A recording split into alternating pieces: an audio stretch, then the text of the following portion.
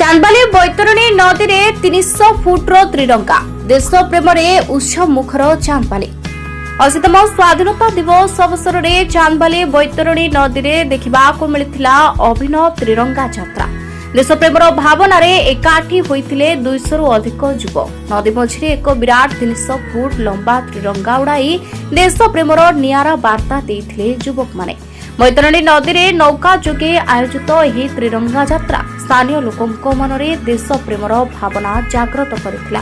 नदी उपरे विशाल त्रिरंगा लहराउथबा दृश्य अत्यंत आकर्षणीय होइथिला। एही कार्यक्रम में भद्रक जिला बीजेपी युव सभापति चंदन राउत विष्णु सुतार महिला मोर्चा नेत्री सस्मिता दास अशोक राउलଙ୍କ समेत बहु कर्मी और देशप्रेमी युवक जोग देथिले।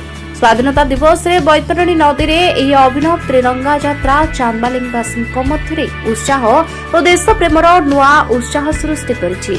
बैतरणी नदी में आम तिरंगा रैली करुछु 1947 मसीहा अगस्त 15 तारिख दिन आम देश स्वाधीन होता आम निज गर्वित मन करुछु आम हिंदू इंडियन जोटा भारतीय जनता युव मोर्चा तरफ भद्रक जिलार गोटे स्पेशल प्रोग्राम थिला बोट रैली बोट रैली आज पाखापाखि 150 कार्यकर्ता को लेकिन 15टा बोट नहीं आम बोट रैली करथिले जो गोटे 300 फुट पताका बैतरणी नदी गर्भ यात्रा करथिला।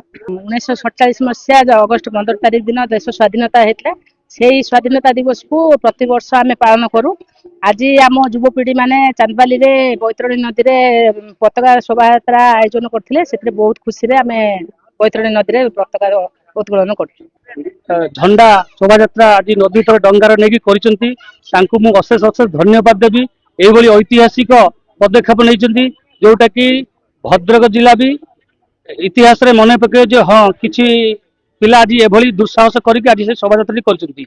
आम एई देश को अखंड भारत को आज स्वाधीनता दिवस उपलक्षे जे वीर पुरुष माने बलिदान देइछंती निजर प्राण देइछंती नेता सुभाष चंद्र बोस कहतु भगत सिंह कहतु बहु महापुरुष माने आज जीवन बलिदान देइछंती। Bureau report Baitarani live.